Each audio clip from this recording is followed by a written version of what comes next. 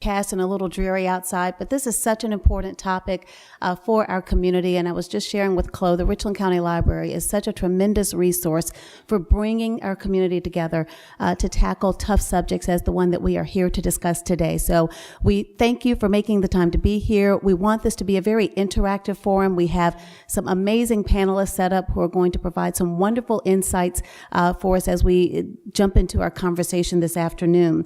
I want to start by just briefly offering the definition for our conversation today of homelessness and also unaccompanied youth, so that we're all on the same page as we move through our dialogue. First of all, homelessness, when we talk about the term homelessness, we are specifically referring to children and youth who lack a fixed, regular, adequate nighttime residence. So those children and youth who lack a fixed, adequate nighttime residence. And when we talk about unaccompanied youth, we're including youth who are not in the physical custody of a parent or any sort of guardian.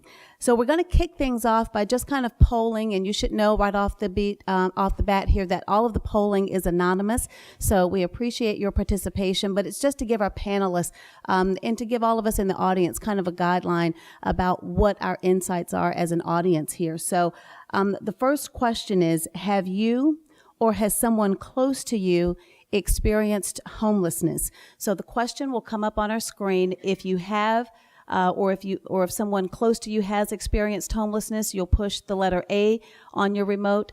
If not, you will push the letter B. So we'll give each of you an opportunity to respond, and this is kind of our road test here so that you'll know how to use the clickers moving forward. Has everybody had an opportunity to respond either A or B? And if you have, we'll take a look at the results here. No. So 68% of our audience say that you have not and you do not know anyone close to you who has experienced homelessness, but 32% of you do. And we'll talk about that and include that in our dialogue as we move forward. That my after-school special profile of young homeless people was very, very wrong. The first really stunning statistic that I found when I was doing this research was that the majority of the kids on the street who are 18 plus, and a youth is anyone who's less than 23 years old, is there because they aged out of the foster care system. They truly do not have families. They truly have nowhere to go. And the government stopped sending the check, and the foster families open the doors, and they just let these kids out into the street. And they don't care if they've graduated from high school. They don't care that they have no job skills. They do not care that they don't have health insurance or anything like that. They're just, see you later. You're 18, you're on your own. Add to that the children who age out of orphanages, the kids who come out of DJJ, the kids who come out of psychiatric hospitals, kids whose parents kick them out, kids who have parents who don't provide for them, so why not leave? Kids whose parents, and this has happened a lot recently, who lost their home because of the foreclosure crisis. And there'll be a number of kids who will leave a family unit that they're really welcome with, but they have younger siblings and they know that they're the older kid and they have to leave. And if they leave, that leaves more resources for their younger siblings. So it's actually an act of love to leave.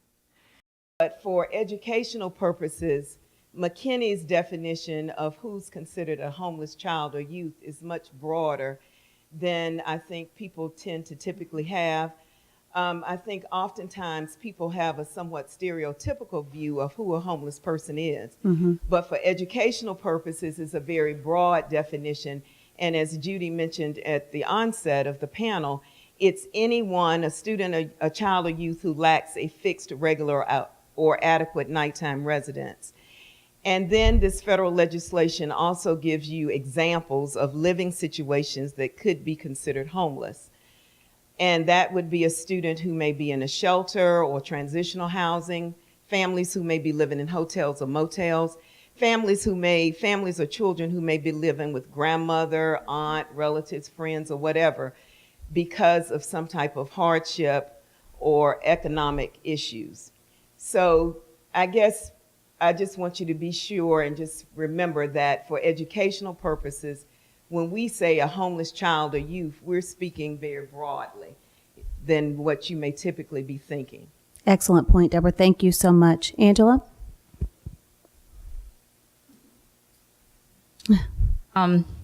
Gosh, I've been with the family shelter for about a year. I am a licensed professional counselor by profession, so I get to deal with all the emotions that go with being homeless. I get to hear the family's stories, and it's an honor and a privilege for each child, each youth, each adult to trust me with the private things that have led to their situation. Some things to no fault of their own, and other things, yes, bad choices, things that they did repeatedly, and that without our help, they will continue to do. We house 15 families at any one time, and we take families with children up to 17. So there are times when I have the unfortunate, task of telling a family that your child's about to turn 18 and we can't allow your child to come here, or you got to find somewhere else for your child to go. But now the 2-year-old that you have, you and the 2-year-old are welcome to stay. So I get to hear all the stuff. I get to get calls from Ms. Boone. She refers families, and we try to do the best that we can to get families in. And as you know, 15 rooms is not a lot of room. Not at all.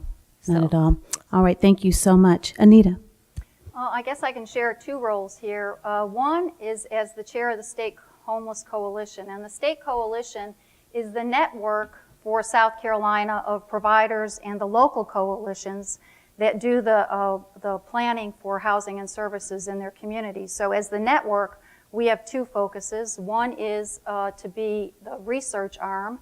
So we help coordinate and sponsor the now annual point-in-time count, and are working to do a better job of looking at other research here in the state to help us understand the issue across our communities. But then my real job is with the United Way of the Midlands, where I get to coordinate the community work that we do. And that is ranging, of course. We have got a full agenda plan around homelessness because it is one of our strategic focus areas. Where is the closest teen shelter? So here's a multiple choice.